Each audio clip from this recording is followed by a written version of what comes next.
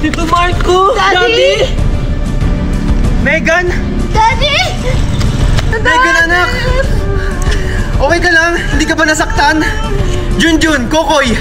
Di ba sinabi ko sa inyo huwag kayong susunod? Buti na lang hindi kayo nasaktan! Sorry, Tito! Gusto lang po namin tumulong sa inyo kaya niligtas na po namin si Megan! Megan, anak! Bitawan niyo ako! Ano ba? Buti hindi kayo napahamak! Daddy, si Mommy andun sa loob. Ganun ba, Megan? Mga pulis, nasa loob daw si Valerie. Huliin niyo siya baka makatakas pa. Ano ba? Bitawan niyo ako! Sir Marco, nandito na po si Valerie. Walang niya ka talaga, Valerie. Sige, dalhin niyo na yan. Sige po, Sir Marco. Ma'am Valerie, may bisita ka.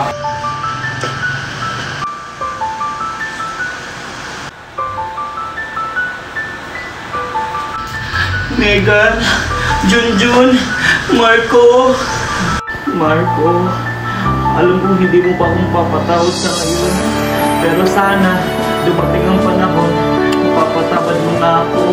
Alam mo, Valerie, matagal na kita napatawad. Hinihintay ko na lang na magbago ka. Salamat, Marco, sa pag-iintindi.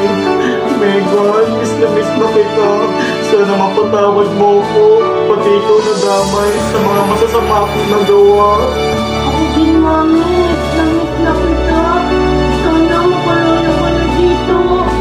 Junjun, hindi ko na kung paano ko ito umpisahan sa sobrang laki ng kasalanan ko sa iyo. Alam mo, Tita Valerie, kahit hindi ka mag-sorry sa akin, napatawad na kita. Talaga ba, Junjun? Maraming salamat. Megan, Marco, maraming salamat. Hayaan nyo, simula ngayon, magbabago na ako. At pag nakalabas ako dito, siguraduhin ko na makakabawi ako sa inyo.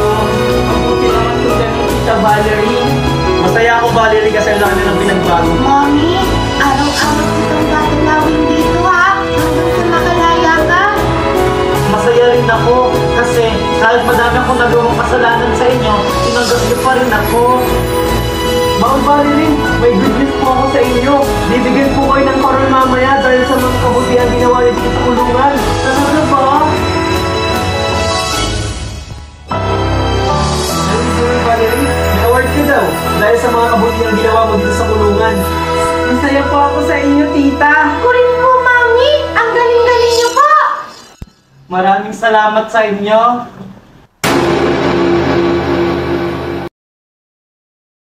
Wow! Salamat, Ninang Magna! Sigurado ako yung may pinakamaraming laman ng ampaw. Kasi ako yung pinakapaboritong inaanak ni Ninang Magna. Oo naman, syempre naman. Matawa ka talaga. Ano, mamaya mo na yung buksan ha. Sabay na lang kayo. Valerie, ito yung pamasko ko sa'yo. Tanggapin mo. Wow! Thank you, Ninang Magna, sa uulitin. Buksan ko na to. Excited na Sobrang ako. excited na ako. Sige naman natin. Gagawin ko. Sige na, buksan niyo na. Wait lang! Sige, uwi na ako ha. Sige po, Ninang Magna. Merry Christmas, Ninang Magna. Thank you po sa ampaw. Bye-bye po. Sige, walang anuman. Bye-bye. Bye-bye po. Ako ha. Sige po. Sige. Roger. The target is coming. Get ready. 500 meters away from here. Get ready. Copy. Maganda na kayo. Kailangan ko mag-ingat. Roger, yung target nandito na.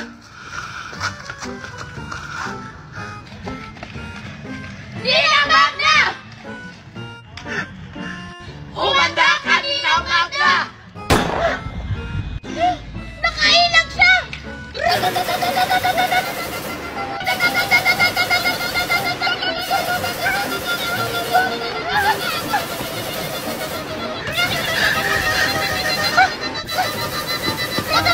Hala!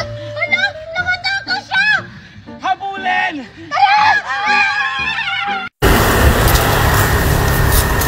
Anak Junjun, maraming salamat sa'yo. Nang dahil sa'yo, nalaman ko lahat ng sekreto ni Valerie. Ay. Walang anuman yun, Papa. Ang mahalaga ngayon, mahuli natin ngayon si Tita Valerie. Naduling ako dun kasi nakatingin ako sa camera niya. Ba't sa akin ka kasi nakatingin?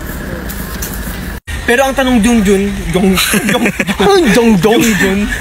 Pero ang tanong Junjun, mahuhuli kaya natin siya eh. Ang galing-galing pa naman magtago nun.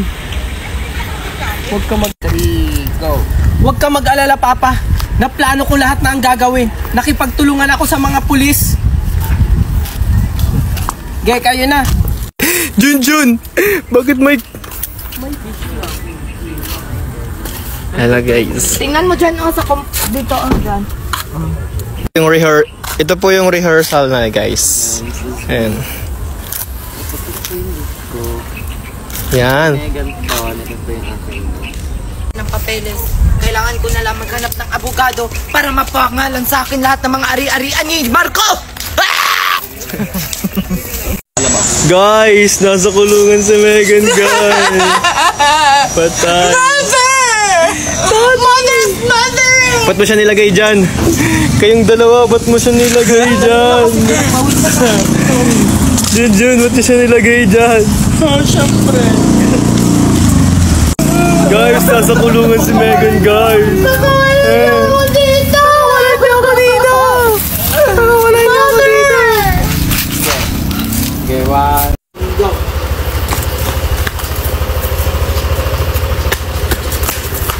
Ikaw. Go! Ano ba? Wala. Go! Wait lang. Hindi ko na pinot. Ito lang pinot ko yung ganun-ganun. Okay na sana.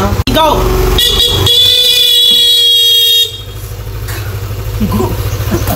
Pagkaiyak ako nito eh.